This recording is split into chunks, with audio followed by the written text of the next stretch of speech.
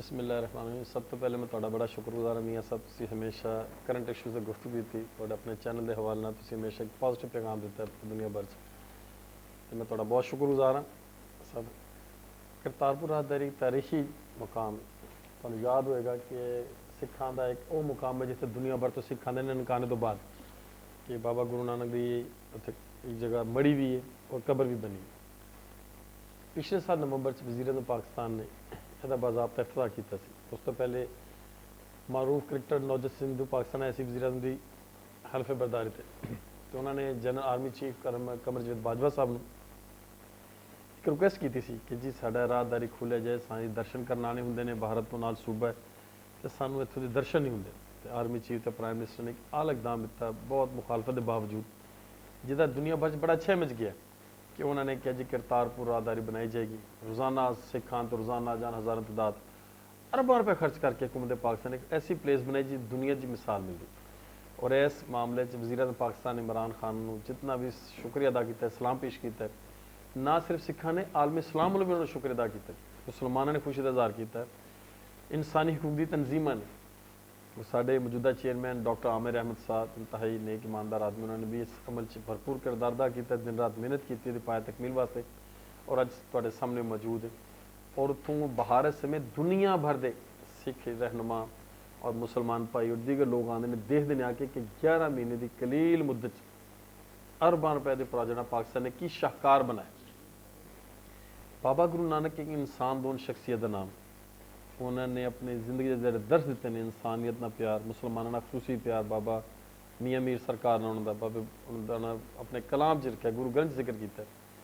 अज जो अमल होया कि करतार वफाकी हुकूमत ने वफाकी कैबिनेट ने फैसला किया कि मुकम्मल कंट्रोल जोड़ा हूँ मतरूका वक्फ इमलाक बोर्ड के सपुर्द किया गया। और इस जिम्मे साढ़े बोर्ड के एडिशनल सैकटरी श्राइन तारक वजीर साहब जोड़े ने इंतहाई सीनियर अफसर ने, काबिल अफसर ने, उन्होंने उत्थों की कमेटी का इंचार्ज बनाया गया। साढ़े उत्थे एक लेजन अफसर ने अब्दुल्ला वैस जिन्होंने बतौर उत्थे फाइनैंशियल इंचार्ज दिता, वो पे स्केल डिप्टी सैकटरी के भी तैयार किए गए हैं। अब्दुल्ला वैस ने, एहसन खान ने और दीगर स्टाफ हैदर मुख्तार अकाउंट बना चुके हैं, जिन्होंने लोगों की कमेटी बनाएगी कि जी हूँ सारे मामला उत्थे लुक आफ्टर करेगी।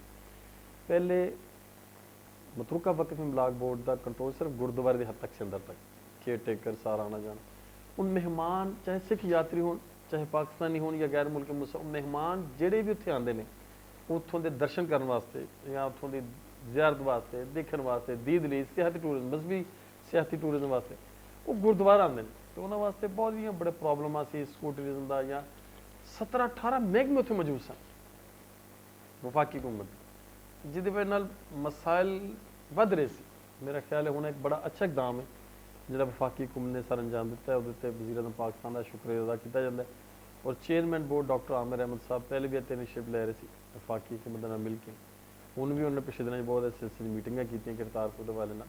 और मैं तुहाडे चैनल वैसे खबर भी दे दें ब्रेकिंग न्यूज़ कि 18 नवंबर को साढ़े इत्थे बोर्ड मीटिंग हो रही है, फर्स्ट टाइम मतरूका वक्फ इमलाक बोर्ड का बोर्ड मैंबरान का इजलास 18 नवंबर को करतारपुर हो रहा है। करतारपुर के इशू से वो फाइनैंशियल की बननी, सिक्योरिटी के मामले के साथ चलने, लंगर हाल दिक्कत, और ये नाल देखे कि उत्थे सानू इंप्लॉयमेंट भी करनी पेगी, यकीन स्टाफ डिप्यूट करना पेगा, वो वास्ते सारी पॉलिसी तैयार की जा रही जी। आइंदा 1-2 मीटिंग शो हो जाएगी और इंशाल्लाह आने वाले दिनों तुसीं उत्थे होर बेहतरी देखो, उत्थों के मामलों होर भी ज़्यादा बेहतर देखो। मतरूका वक्फ इमलाक बोर्ड का लेकिन पाकिस्तान गुरुद्वारा प्रबंधक कमेटी ने अपने तौर पर ऐलान किया है, प्रधान सरदार सतवंत सिंह, जनरल सैकटरी सरदार अमीर सिंह, चूँकि है ही उन्होंने मामला कि सिख पाकिस्तान सिख गुरुद्वारा प्रबंधक कमेटी 9 नवंबर को करतारपुर राहदारी खुलने की 1 सालगिरह मना रही।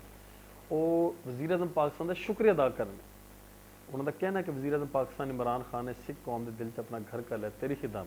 और प्राइम मिनिस्टर के नाल doctor Aamir Ahmad chairman board जोड़े ने उन्होंने भी खदमात के एतराफ़ से उन्होंने शुक्रिया अदा करने वास्ते एक तकरीर का इनकाद किया पाकिस्तान सिख गुरुद्वारा प्रबंधक कमेटी ने।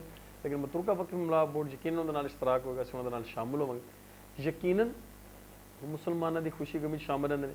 तुसीं देखिया 12 रबीउल अव्वल का जुलूस सिखां ने ननकाने जुलूस कढ़िया 12 रबीउल अव्वल ते सरकार की आमद मरहबा के नारे लगे ने, लाहौर भी शामिल हुए हैं। इस सालगिरह ते असीं उन्हां दे नाल पेश होवांगे सर, अच्छा मेरे साथ।